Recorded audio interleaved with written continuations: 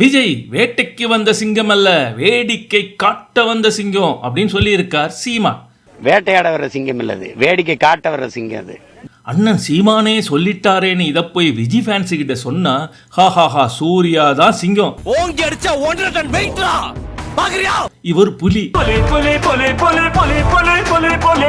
இது கூட தெரியாத உங்க அண்ணனுக்குன்னு கலாச்சிட்டாங்க. ஒரே அசிங்கமா போச்சு குமாரு. அட்டாக் பண்ற புலி, அட்டகாசமான புலி. புலின்னு சொல்ல மனசுலன்னா சுரானாவது சொல்லி இருக்கலாம். ஆமா, சைமனுக்கும் ஜோசப்புக்கும் என்ன சண்டை? யார் இவங்க? இவர் ராஜராஜ சோழன், அவர் ராஜேந்திர சோழன். இவங்களுக்குள் என்ன பிரச்சனை? காட்டில் சிங்கங்களுக்கு இருக்கும் அதே எல்லா பிரச்சனை தான், வேற என்ன?